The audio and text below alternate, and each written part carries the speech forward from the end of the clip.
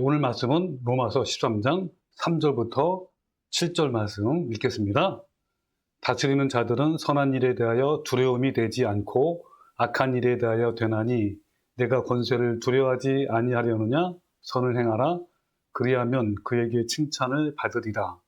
그는 하나님의 사역자가 되어 내게 선을 베푸는 자니라. 그러나 내가 악을 행하거든 두려워하라. 그가 공연히 칼을 가지지 아니하였으니 곧 하나님의 사역자가 되어 악을 행하는 자에게 진노하심을 따라 보응하는 자니라. 그러므로 복종하지 아니할 수 없으니 진노 때문에 할 것이 아니라 양심을 따라 할 것이라. 너희가 조세를 바치는 것도 이로 말미암으니라. 그들이 하나님의 일꾼이 되어 바로 이 일에 항상 힘쓰느니라. 모든 자에게 줄 것을 주되 조세를 받을 자에게 조세를 바치고 관세를 받을 자에게 관세를 바치고 두려워할 자를 두려워하며 존경할 자를 존경하라. 오늘 이 말씀 가지고 함께 알아볼 건데요. 주제 말씀 보겠습니다. 이런 자들은 심판을 자취하리라. 바로 이런 자들이 어떤 자들인지 함께 같이 풀어갑시다. 우리는 지난 시간에 세상의 모든 권세자들을 통해서 인간을 구원하기 위한 하나님의 섭리가 어떻게 이루어지는지 함께 알아봤어요. 그리고 미래에 일어날 적그리스도의 통치는 어떻게 전개가 될 것인지, 또 구원의 역사에 대한 하나님의 섭리는 어떻게 이루어지는지 알아봤습니다. 또한 우리는 하나님의 섭리라는 큰 그림을 볼 수 있는 영적 안목이 열려서 현재 일어나는 어떤 정치적 상황에 일리비하지 않고 믿음의 중심을 잡고 하나님 말씀을 묵묵히 따라가는 것에 대해서 함께 알아봤습니다. 그래서 오늘은 하나님이 왜 이 세상의 권세자들을 세웠는지 그 목적을 알게 될 것이고, 또한 우리는 세상 권세자들의 통치에 어떻게 반응해야 하는지 이것에 대해서 함께 좀 더 알아보겠습니다. 자, 오늘 말씀을 통해서 세상을 바라보는 영적 안목이 더 열리는 시간이 되기를 바라는 마음으로 함께 오늘 본문을 먼저 봅시다. 자, 화면에 보시면요. 자, 3절부터 볼게요. 다스리는 자들은 선한 일에 대하여 두려움이 되지 않고 악한 일에 대하여 되나니 내가 권세를 두려워하지 아니하려느냐? 자, 이 내가는 백성들이죠. 그러니까 다스리는 자들은 이제 권세가들, 통치자들이죠. 자, 그들은 선한 일에 대하여 두려움이 되지 않고 악한 일에 대하여 된다. 그러면서 내가, 백성들이 권세를 두려워하지 아니하려느냐? 선을 행하라. 그리하면 그에게 칭찬을 받으리요. 그랬죠. 자, 이 말씀에서 다스리는 자들은 선한 일에 대하여 두려움이 되지 않고 악한 일에 대하여 된다고 했는데, 이 무슨 말인지 우리 지금 현재 이 한글 성경에는 좀 잘못된 번역이 있습니다. 여기서 이 선한 일, 악한 일은 올바른 번역이 아니에요. 이것은 뭐를 해야 되냐면 선을 행하는 자들 또는 악을 행하는 자들, 이렇게 해야 번역이 맞습니다. 자, 우리가 NIV 성경에도 봐도요, 이런 말씀이죠. 그러면 those who do right, 뭐죠? 옳은 일을 행하는 자들. 또 those who do wrong, 그런 일을 행하는 자들. 자, 영어 성경에도 분명히 이렇게 되어 있고, 또 공동 번역에도요, 이렇게 하십니다. 통치자들은 악을 행하는 자에게나 두려운 존재지 선을 행하는 자들에게는 두려울 것이 없다. 잘 돼 있어요, 번역이. 또 표준세 번역도 이렇게 했습니다. 치안관들은 좋은 일을 하는 사람에게는 두려울 것이 없고 나쁜 일을 하는 사람에게만 두려움이 된다. 정확하게 잘 번역을 했습니다. 근데 현재 우리가 읽고 있는 이 개역 성경은 너무 잘못됐어요. 그런 것들이 너무 많기 때문에 참 너무 아쉽습니다. 자, 그러니까 뭡니까 이게? 통치자들은 그들의 제국을 통치함에 있어서 물론 악을 행하는 경우도 있지만 보편적으로 그들은 권성징악을 기초해서 통치해요. 이 말씀은 통치자들이 하나님의 진리를 따르냐 그렇지 않느냐의 관점이 아닌 거예요. 또한 통치자들이 진리를 따르는 자들을 박해하느냐 그렇지 않느냐의 관점도 아닙니다. 단지 이 말씀은 그냥 보편적인 성향에 대한 언급이에요. 그러니까 이 보편적으로 통치자들은 백성들을 권선징악에 기초해서 통치해요. 그것이 하나님께서 세상의 통치자들을 세우신 목적이에요. 수많은 주장들과 또 가치와 자기 중심적 사고를 가진 백성들을 가장 보편적이고 타당하게 통치해 나가는 것을 말하는 거야. 그러므로 하나님을 섬기는 사람들이라고 세상 법을 따르지 않고 세상 법을 무시하는 교인들은 당연히 응징받아야 마땅한 거야. 이 법이란 것이 뭐냐면요, 모든 사람에게 적용되는 가장 이성적이고 상식적이고 보편적인 기준입니다. 뛰어난 법일수록 가장 이성적이고 또 가장 많은 공감대를 형성하게 되는 거예요. 하나님은 이 세상을 선과 악을 기준으로 통치하시기 위해서 세상의 통치자들을 세우신 거예요.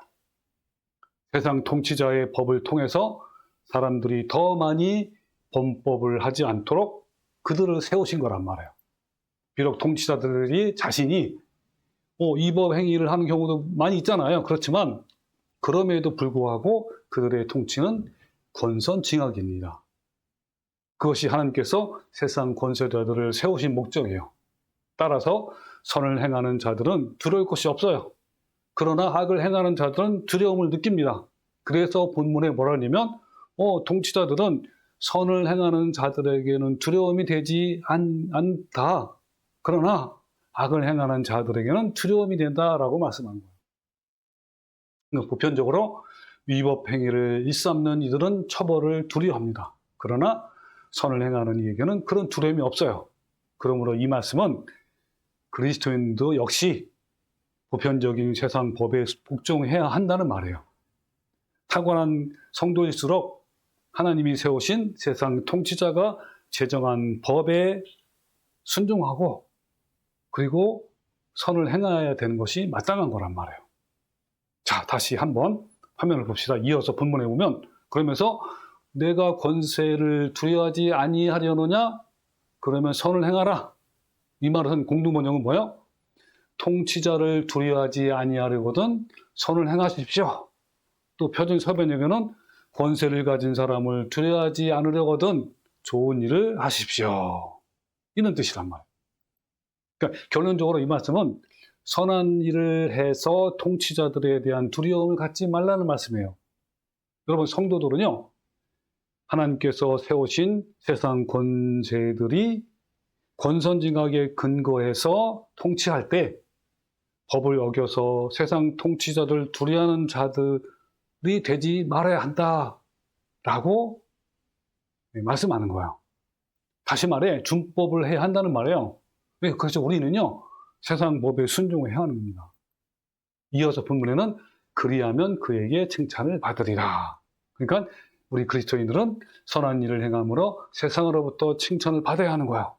물론 우리는 앞에서 언급한 것처럼 세상 법이 하나님의 진리의 위배가 될 때 항고를 해야 합니다.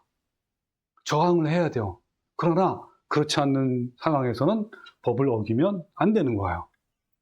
그래서 우리 달마을 교회에 대한 표본이 바로 사도행전 2장 43절에 나왔어요. 우리는 이러한 교회를 닮아가야 돼요. 자, 읽어볼게요. 사람마다 두려워하는데 사도들로 말미암아 기사와 표적이 많이 나타나니 믿는 사람이 다 함께 있어 모든 물건을 서로 통용하고 또 재산과 소유를 팔아 각 사람의 필요를 따라 나눠주며 날마다 마음을 같이하여 성전에 모이기를 힘쓰고 집에서 떡을 떼며 기쁨과 순전한 마음으로 음식을 먹고 하나님을 찬미하며 또 온 백성에게 칭송을 받으니 주께서 구원받는 사람을 날마다 더하게 하시느니라 그랬단 말이에요. 여기 보면요, 온 백성에게 칭송을 받는데요. 바로 이게 우리가 닮아야 우리 성도들의 모습이에요. 이들은 그저 모여서 욕심을 버리고 서로 나누고 마음을 같이 했어요. 그리고 성전에 모여서 기쁨으로 음식을 먹고 하나님을 찬미함으로 믿지 않는 온 백성에게 칭송이 되었단 말이에요. 그러니까 세상 사람들에게 우리 그리스도인이 칭송을 받는다는 것은 하나님 말씀에 순복하고 있다는 증거예요. 그래서 마태복음 5장 13절에 뭐랬냐면 너희는 세상의 소금이 되라. 소금이다. 그래서 소금이 만일 그 맛을 잃으면 무엇으로 짜게 하리요? 후에는 아무 쓸데없어 다만 벗게 버려져 사람에게 밟힐 뿐이다. 그리고 두 번째는 너희는 세상의 빛이다. 그래서 산 위에 있는 동네가 숨겨지지 못할 것이요 사람이 등불을 켜서 말 아래 두지 아니하고 등경 위에 두나니 이러므로 집안 모든 사람에게 비춘다 하시면서 뭐라냐면 이같이 너희 빛이 사람 앞에 비치게 하여 그들로 너희 착한 행실을 보고 하늘에 계신 너희 아버지께 영광을 돌리게 하라 했단 말이에요. 이게 바로 우리 그리스도인의 모습이에요. 바로 우리도 이런 사람이 빛과 소금의 역할을 다 하는 성도가 돼야 하는 거예요. 그래서 우리가 세상의 빛과 소금이 되는 비결은요, 바로 착한 행실이에요. 그런데 우리가 정치권에 휘둘리게 되면 어떻죠? 한편으로는 칭찬을 받을지는 모르겠지만 반대편에 서 있는 사람들에게는 미움과 증오의 대상이 된단 말이에요. 그런 사역자가, 그런 교인이 어떻게 빛과 소금이 될 수 있겠습니까? 그래서 에베소 2장 10절에 뭐라냐면 우리가 그가 만드신 바라, 우리는 그의 만드신 바라. 그러니까 우리는요, 주님께서 우리를 만들어가는 거예요. 어떻게 만들어갑니까? 그리스도 예수 안에서 선한 일을 위하여 지으심을 받아가는 자니란 말이에요. 우리는 주님 안에서 선한 일을 위해서 계속 지음을 받고 변화가 되고 새롭게 되는 그런 거란 말이에요. 성도인 우리는요, 이 세상에서 선한 백성이 되고 좋은 이웃이 되고 법에 저촉되지 않는 사람이 되고 세상 사람들에게 칭찬받는 사람이 되어야 합니다. 자, 계속해서 한번 본문을 봅시다. 다음 본문 4절. 그는 하나님의 사역자가 되어, 이 그가 누구냐면 세상 권세자들이 말하는 거예요. 그러니까 세상 권세자는 하나님의 사역자가 되는데, 와, 놀랍지 않나요? 세상 권세자들이 바로 하나님의 사역자가 된대요. 그러면서 내게 선을 베푸는 자 아니라 내가 누굽니까? 바로 백성들이에요. 백성들에게 선을 베푸는 자다. 그러면서 그러나 내가 악을 행하거든 두려워하라. 그가 세상 권세자가 긍휼히 칼을 가지지 아니하나니 곧 하나님의 사역자가 되어 또 그래 나오죠. 세상 권세자들이 하나님 사역자가 되어서 악을 행하는 자에게 진노하심을 따라 보응하는 자니라 했단 말이에요. 자, 여러분요, 세상 사역자들이 하나님의 사역자가 된다라고 했는데, 여러분 정말 파격적인 표현이에요. 아니, 하나님의 사역자라니. 우리가 몹시 싫어하는 통치자도 하나님께서는요, 하나님의 사역자라고. 그리고 하나님의 종이다라는 것을 말씀하는 거예요. 이 사역자가 헬라어로 디아코노스, 그런데 이 디아 플러스 그다음에 코노스와 합성된 그런 말씀이에요. 이 디아는 철저하게 완벽하게, 그리고 코노스는 먼지를 막 터는 걸 말해요. 그러니까 철저하게 완벽하게 먼지를 턴다라는 의미가 있어요. 그러니까 무슨 말이냐면 이 디아코노스, 사역자라는 뜻은요, 집안의 먼지를 깨끗이 청소하는 자예요. 그럼 우리는요, 이 집을 방치해두면 어떤 모습이 되는지 잘 알고 있잖아요. 막 엉클어지고 엉망이 되고 방치된단 말이에요. 그 청소는 모든 것을 제자리에 위치해 두고 불필요한 것은 제거해서 아름답고 안정적으로 만들어요. 자, 이처럼 하나님께서 세우신 세상 통치자들은 하나님께서 그들에게 맡기신 국가를 하나님을 대신하여 깨끗이 청소하는 그런 자들이에요. 그런 점에서 성경은 이들을 사역자 또는 종이라고, 하나님 종이라고 부르는 거야. 그럼 하나님의 종이라고 하면 보통 어떻죠? 목사나 선교사 등을 생각하고 있는데, 성경은요, 세상 사람들에게도 하나님의 종이라고 이렇게 한 거예요. 물론 그들은 자기를 고용한 일을 알지 못해요. 하나님을 알지 못한단 말이에요. 그러나 큰 의미에서 그들은 하나님의 종인 거예요. 자, 두 가지 한번 사례를 제가 보겠습니다. 화면에 보시면요. 첫 번째 사례는 바로 느부갓네살 왕에 대한 사례입니다. 이 느부갓네살 왕은요, 그 당시에 바벨론의 왕이에요. 이 바벨론은 큰 제국 아닙니까? 여러 나라를 무참하게 침략해서 그들을 자기 나라로, 자기 속국으로 만드는 그러한 왕이란 말이에요. 이스라엘도 포함해서. 자, 그 내용을 한번 읽어보겠습니다. 예레미야 25장 6절에 보면 너희는, 이 너희가 누구냐면 이스라엘 백성이에요. 너희는 다른 신을 따라다니며 섬기거나 경배하지 말고 너희 손으로 만든 것으로 나의 노염을 일으키지 말라. 그러니까 이스라엘 백성 너네들은 우상 숭배하지 말라. 그래서 하나님의 분노를 일으키지 말라. 만약에 그리하면 내가 너희를 해하지 아니하리라 하였으나 너희가 내 말을 순종하지 아니하고 너희 손으로 만든 것으로서 나의 노여움을 일으켜 스스로 해하느니라.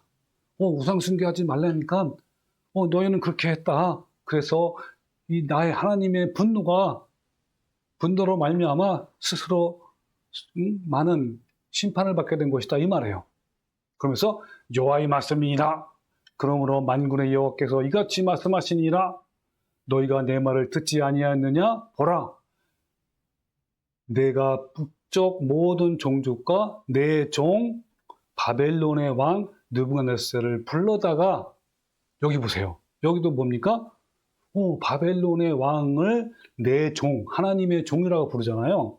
그러면서 그 왕을 불러다가 이 땅이 어디입니까? 이스라엘 백성 땅과 그 백성 주민들과 또 그 주위에 있는 나라들을 쳐서 진멸해서 그들을 놀램과 비웃음거리가 되게 하며 그랬죠.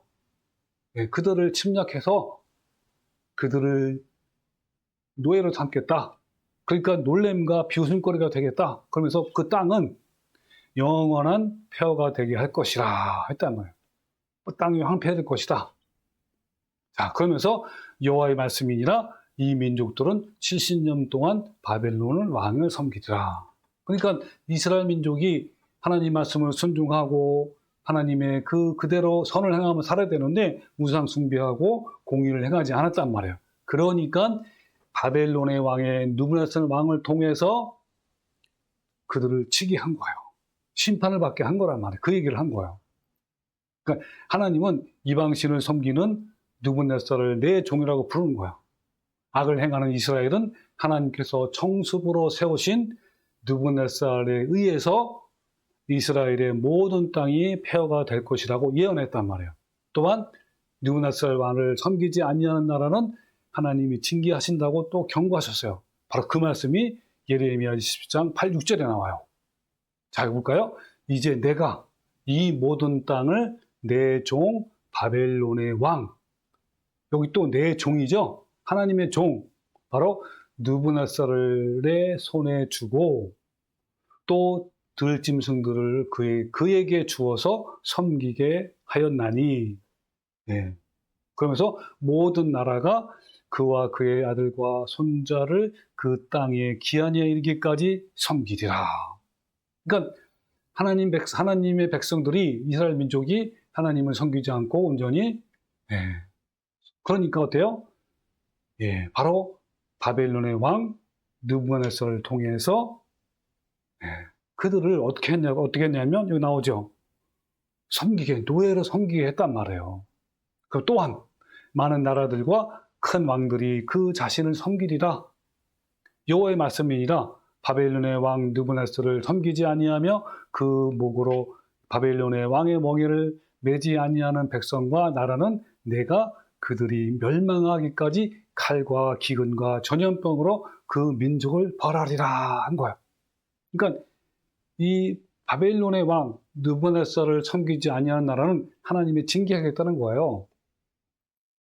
하나님이 범죄한 이스라엘을 갈대아 왕, 다시 말하면 느부갓네살 왕을 통하여 징계하신다는 예언이 그대로 성취되었어요. 앞에 있는 말씀은 아까 뭐였냐면 그렇게 할 것이다 했는데 실제로 그 일이 이루어진 거예요. 그 말씀이 역대하 36장 15절 말씀이에요. 읽어볼게요.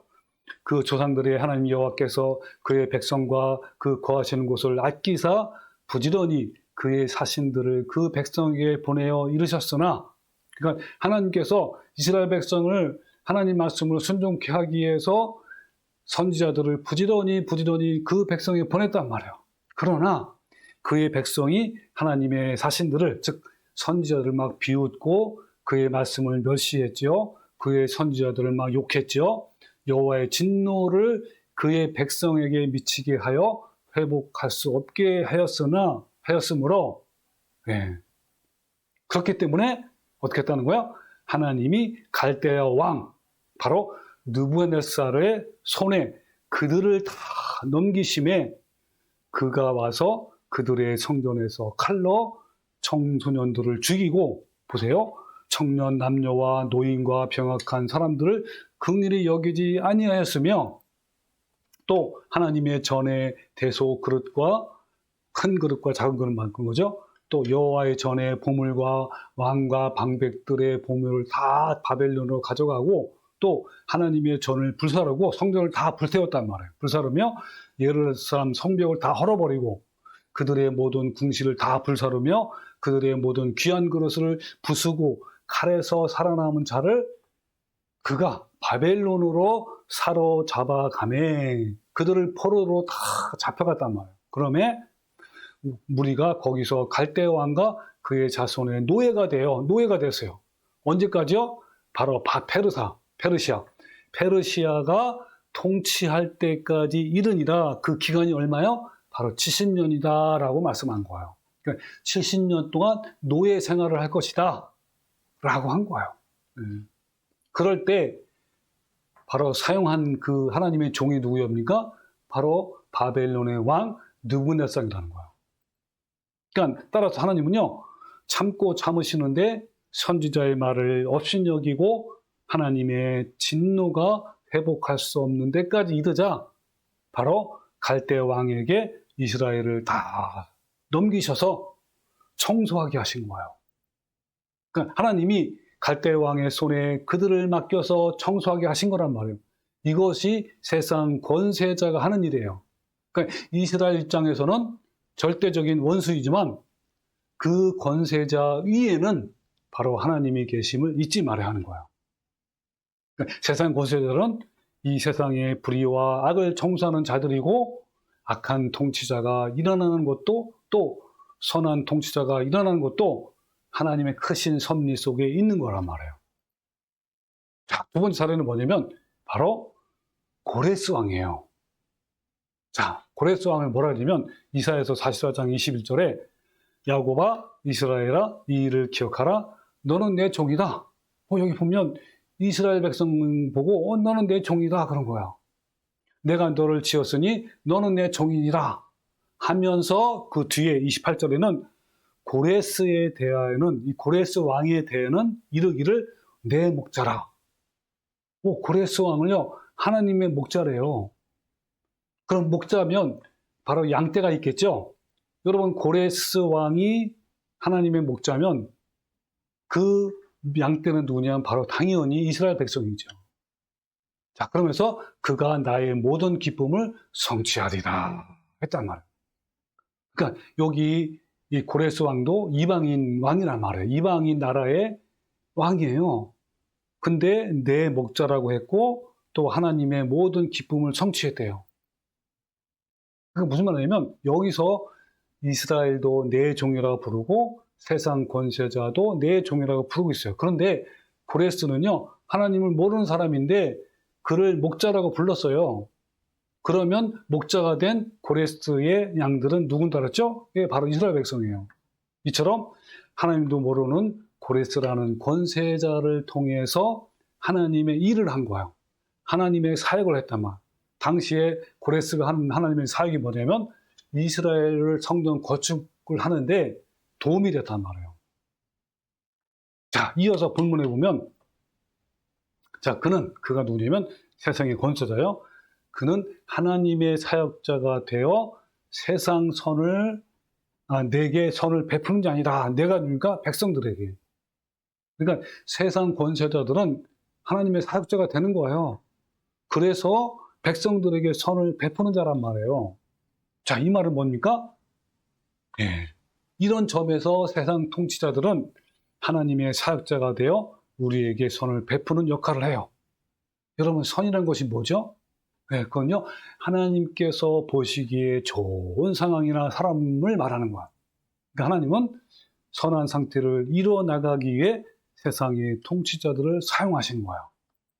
그들은 비록 자신들이 하나님의 섭리와 어떤 연관성을 그리고 세움을 받은 목적이 무엇인지 알지 못한다 할지라도 그들이 하나님의 뜻을 이루기 위해 사용된다는 점에서 하나님의 일꾼이에요. 자, 또 볼까? 이사야서 40장 1절 고레스 왕이 돼서 여호와께서 그의 기름 부음을 받은 고레스에게 그랬죠. 고레스는 어떤 사람이면 하나님의 기름 부음을 받은 자래요. 와, 얼마나 대단합니까? 여러분, 그 당시에 하나님의 기름 부음 받는 사람은요, 왕이나 제사장이란 말이에요. 근데 고레스도 그렇다는 거예요. 그러면서 고레스에게 이같이 말씀하시되 내가 그의 오른손을 붙들고 그의 앞에 열국을 항복하게 하며 내가 왕들의 허리를 풀어 그의 앞에 문들을 열고 성문들이 닫히지 못하게 하리라. 그러니까 고레스 왕의 통치를 더 넓히고 왕성하고 번성케 한다라는 거예요. 예, 고레스를 기름 부음받는 자, 즉 기름 부는 자는 뭐예요? 아까 말한 어떤 구원자 또는 사역자, 그를 말하는 거예요. 그거라고 한 거예요. 그러니까 그 시대적 상황 속에 하나님이 이스라엘 백성을 구출하기에 쓰신 사역자는 바로 고레스였단 말이에요. 그 당시에 이스라엘의 구원자는 바로 고레스였단 말이에요. 그런 의미에서 뭐라고 하냐면 고레스는 하나님의 사역자다, 기름 부음을 받는 자다라고 한 거예요. 그러니까 악한 통치자도 선한 통치자도 다 하나님께서 하나님의 섭리를 위해 세우신단 말이에요. 이들을 통해 하나님은 역사와 세상을 청소하시는 거예요. 그런 점에서 그들은 하나님의 사역자예요. 자, 다음 본문 볼까요? 그러나 내가 백성들이요, 백성들이 악을 행하거든 두려워하라. 그가, 즉 세상 권세자들이 공연히 칼을 가지지 아니하였으니, 세상 권세자 칼이 있어요. 이 칼은 뭐냐요? 바로 심판하는 권한이 있단 말이에요. 권한. 세상 권세는요, 그렇죠? 이 악한 백성들을 심판하는 칼이 있어, 칼. 그러면서 곧 하나님의 사역자가 되어 악을 행하는 자에게 진노하심을 따라 보응하는 자니라 그랬단 말이에요. 그러니까 여러분, 그래서 어때요? 우리 성도들 역시 세상 법에 순종해야 하는 거예요. 악을 행하는 것에 대한 세상의 심판을 받는 것을 두려워하는 거예요. 하나님은요, 세상의 권세자들에게 칼을 맡기셨어요. 이 칼은 뭐라 그랬죠? 당시 시민들을 처형할 때 사용했던 로마의 단검을 가리켜요. 그러니까 심판. 네. 따라서 여러분, 이 세상의 권세자들은요, 법을 어긴 사람을 극형에 이르게까지 할 수 있는 힘을 가지고 있는데, 이 힘은요, 합법적으로 하나님께서 주신 거예요. 하나님은 그들에게 합법적인 권세를 부여해 주셨어요. 악한 통치자도 선한 통치자도 모두 하나님께서 하나님의 섭리를 위해 세우신 이들이에요. 그들을 통해 하나님은요, 역사와 세상을 청소하는 거예요. 그런 점에서 그들은 하나님의 사역자예요. 그 대신 세상 권세자들은 자신들의 행위에 대해서는요, 하나님께서 분명히 심판하실 거예요. 그러나 우리는 세속의 권세에 순복해야 하는 거예요. 그래서 베드로전서 2장 10절에 뭐냐면 인간의 모든 제도를 주를 위하여 순종하라 그랬어요. 여러분, 인간이 만든 모든 제도, 이 법을요, 주님을 위해서 순종하라는 거예요. 그러면서 뭐냐면 혹은 위에 있는 왕이나 혹은 그가 악행하는 자를 징벌하고 선행하는 자를 포상하기 위해서 보낸 총독에게 하라 그런 거야. 그러니까 왕이 그 당시에 황제, 폐하라 그러잖아요. 황제가 각 지방에 총독을 세우잖아요. 분봉왕. 왜 세웁니까? 악을 행하는 자들을 징계하라고, 또 선을 행하는 자를 포상하라고 다 보낸 거란 말이에요. 그런 인간이 만든 모든 제도, 그들이 만든 제도를 주님을 위해서 순종하라라고 한 거예요. 그러니까 하나님이 세우신 자들이므로 하나님 인간의 모든 제도에 순종하라 하시는 거예요. 그러니까 이런 원리는요, 정치뿐만 아니라 교회와 모든 영역에 적용돼요. 그러니까 하나님께서 이 세상을 어떻게 통치하시는지 영적인 안목이 생겨서 하나님의 전체적인 구조를 여러분 볼 수 있어야 하는 거예요. 여러분 잠언에는요, 이런 점에 대해서 아주 또 말씀하고 있어요. 바로 잠언 8장 15절에 이런 말씀이에요. 나로 말미암아, 즉 하나님으로 말미암아 왕들이 치리하며 방백들이 공의를 세우며, 또 나로 말미암아 재상과 존귀한 자 곧 모든 의로운 재판관들이 다스리니라 그랬단 말이에요. 그러니까 하나님께서 이 방백들과 재상들과 의로운 재판관들을 세웠다 그런 거예요. 여기서요, 이 재상들, 방백들과 재상들은 오늘날 뭐냐면요, 각 지방 단체장, 뭐 시장, 뭐 도지사, 이런 분들이에요. 또 장관들, 또는 국회의원들, 이런 사람들, 그 다음에 재판관들, 오늘날 판사, 이런 사람들 하나님이 세웠다. 그들에게 권세를 주셨다, 하나님이. 그래서 그들을 순종하라라고 말씀하는 거예요. 또한 이런 원리는요, 교회나 어떤 작은 단체나 조직들에도 적용이 돼요. 여러분, 이것을 여러분이 잘 지혜롭게 여러분 행하시기 바랍니다. 다시 본문 읽어볼까요? 그러나 내가 악을 행하거든 두려워하라. 그가 공연히 칼을 가지지 아니하였으니 곧 하나님의 사역자가 되어 악을 행하는 자에게 진노하심을 따라 보응한다 그랬어요. 진노. 여기서의 진노는요, 하나님의 진노예요. 그럼 하나님이 보고 계시다가 더 이상 묵과할 수 없는 상태가 되면 하나님이 세상 권세자들을 불러서 악한 백성들을 청소하시는 거예요. 이 진노, 헬라로 올게, 이 진노는요, 과일즙이 반려되는 걸 말해요. 다시 말해서 오랫동안 부풀어 오른 분노를 말하는 거예요. 하나님은 백성들의 죄 혹은 개인의 죄에 대해서 오래 참으셔요. 그들에게 회개할 기회를 주시지만 그들이 돌이키지 않을 때 분노가 부풀러서 마침내 세상의 권세자들을 통해서 그들을 청소, 즉 심판을 진행하시는 거예요. 사람은요, 자신의 죄에 대해서는 거의 소경과 같아요. 특히 군중들의 집단적인 죄에 대해서는 더욱 그래요. 우리가 어떤 집단이 권세자들에게 항거하잖아요. 데모하고 집회도 하고 그러잖아요. 정권을 뒤집히려고 하는. 그런데 참여하면은요, 예, 죄를 짓지 않는 것 같아. 그래서 하나님께서 분노하여 심판을 집행하실 때 백성들의 입장에서 보면 악한 통치자가 등장한 셈이 되는 거예요. 그러니까 백성들은 자신들의 죄를 회개하기보다 악한 독재자에 대해 저항하고 마침내 정권을 무너뜨리는 행동까지 서슴지 않는 거예요. 그러니까 그들은 정의를 위한 것이라고 말하지만 역사의 주이신 하나님께서 불순종하는 것임을 결코 잊으면 안 되는 거예요. 자, 이어서 본문 5절에 뭐냐면, 그러므로 복종하지 아니었으니 진노 때문에 할 것이 아니라 양심을 따라 하라 그러세요. 그러니까 우리가 복종을 해야 한단 말이에요. 복종을 해야 하는데 그냥 하나님의 진노 때문에 하지 말고 양심을 따라 하라, 양심. 그걸 말씀하는 거예요. 여러분, 우리가 복종되기 위해서는요, 속박과 강요가 필요해요. 그래서 복종하지 아니할 수 없다라는 것에서 복종이 헬라어는 뭐냐면 강요, 속박 이런 걸 말하는 거야. 그러니까 수많은 개성을 가진 사람들, 그리고 죄로 오염된 사람들을 통제할 수 있는 가장 좋은 방법이 뭘까요? 뭐 같아요? 예, 그것은 바로 속박과 강요가 있어야 돼요. 만약에 속박이나 강요가 없다면 불가능하단 말이에요. 여러분, 법치가 아니고서는요, 여러분, 덕치가 가능할까요? 이 덕치주의는요, 그냥 이상이고 소설일 뿐이에요. 그리고 성경은요, 민주적일 것이라고 생각하지만 그렇지 않아요.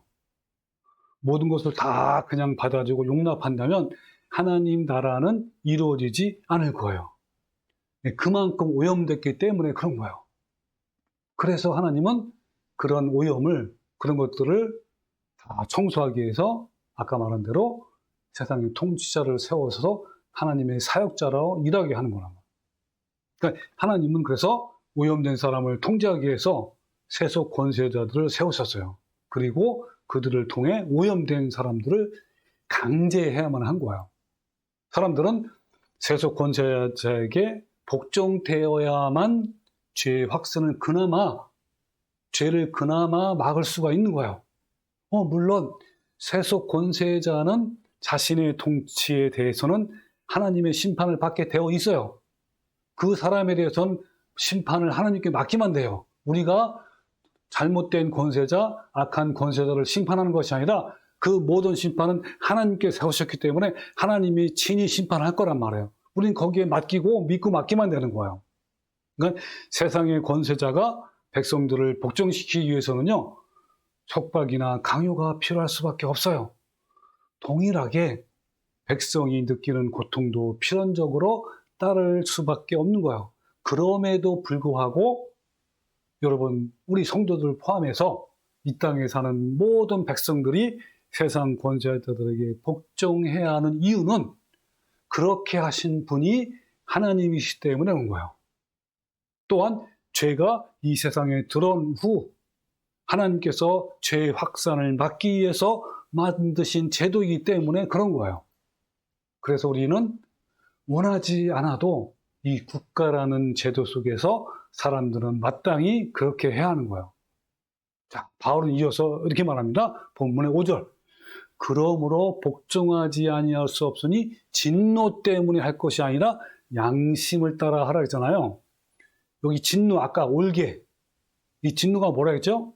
그것은 세상 권세자의 진노를 말하는 것이 아니라 하나님의 심판의 분노를 말하는 단어예요.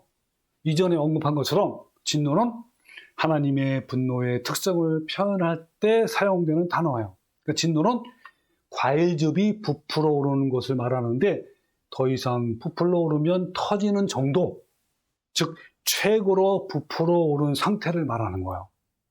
우리의 분노는요, 감정적이라 즉시 일어나지만 하나님은 오래 참으시기 때문에 그가 회개하지 않고 계속 대적한다면 점차 부풀어 올라요. 그래서 진노 때문에 할 것이 아니라 양심에 따라 할 것이라 라고 했는데 이 의미는 뭐죠? 이것은요, 우리가 세상 권세자들에게 복종하지 않는 경우 하나님의 진노를 당하는 그 두려움 때문이 아니라 양심 때문에 복종하라는 말씀이에요. 근데 문제는 뭡니까? 대부분 교인들이요, 세상 권세자들에게 복종하지 아니할 때 하나님이 진노하시는 것조차도 모르고 있단 말이에요. 참, 이걸 알아야 되는데. 네, 그런 거야. 그러니까 본문에서는요, 양심 때문에 세상 권세자들에게 복종하라고 말씀하셨는데 여기서 말하는 양심은 도대체 무엇을 말하는 걸까요? 네, 여기서 양심이라는 단어는요, 불신자에게 사용될 때 또 신자에게 사용될 때의 의미가 달라요. 왜 그럴까요? 이유가 있어요. 그러니까 불신자에게 사용될 때는요, 문자 그대로 보편적으로 모든 인간에게 기준이 되는 또 보편적이고 도덕적인 인식을 말해요. 뭐가요? 양심이. 그러니까 예를 들면 이런 걸 말하는 거예요. 어릴 때부터 남의 것을 훔치는 것은 나쁜 짓이잖아요. 또 남을 폭행하고 남의 마음을 아프게 하는 것도 나쁘고 부모님에게 순종해야 하고 어른들을 공경하는 것 등등 이런 것들이 우리 양심 이걸 말하는 거야. 그러니까 이런 양심은 뭐죠?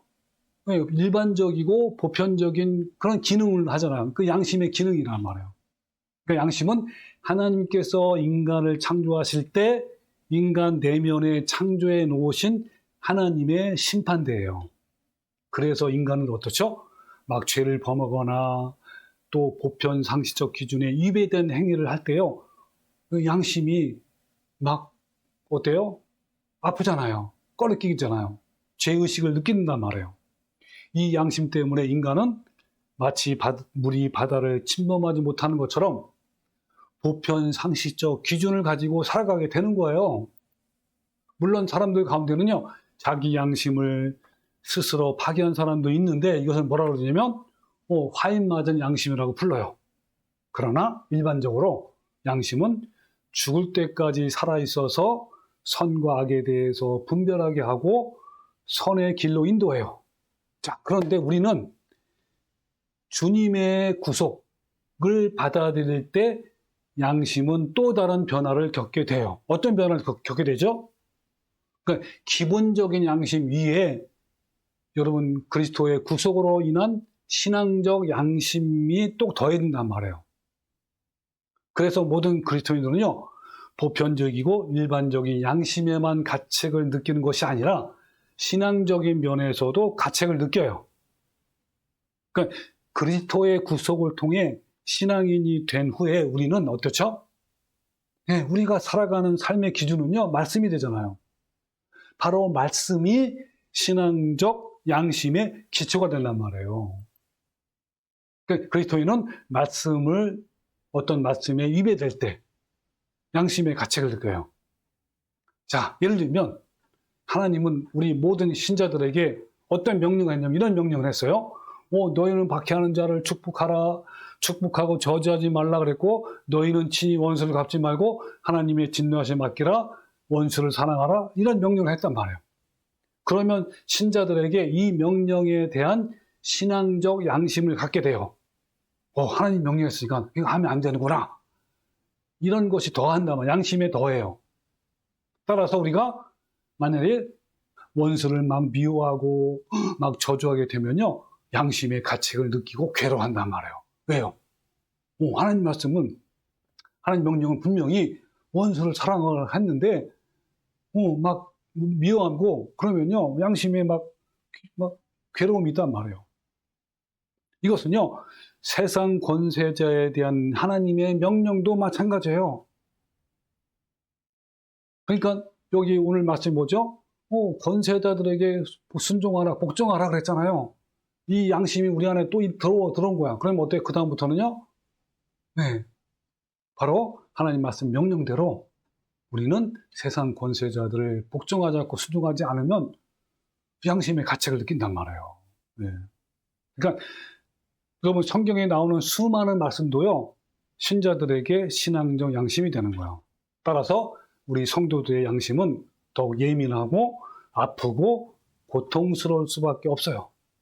그래서 우리가 세상 권세에게 복종하는 이유는 바로 이 양심 때문에 하라는 거예요. 그러나 많은 우리 성도들이 또는 많은 교인들이 이런 말씀이 있는지도 모르고 듣고도 따르지 않아요. 왜냐하면 자신의 생각과 판단과 가치관 때문에 그런 거야. 근데 어쩌지? 신앙이라는 게 뭐죠? 신앙이라는 것은요, 자신의 생각과 판단과 가치를 말씀으로 바꿔가는 과정인 거예요.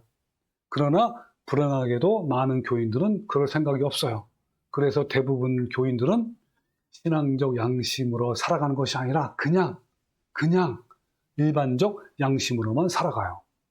그들은 하나님께서 말씀하신 것을 듣고 싶은 생각이 없는 것처럼 보입니다. 그들의 신앙 수준은 자신의 생각과 성경을 절충하는 정도에 있어요.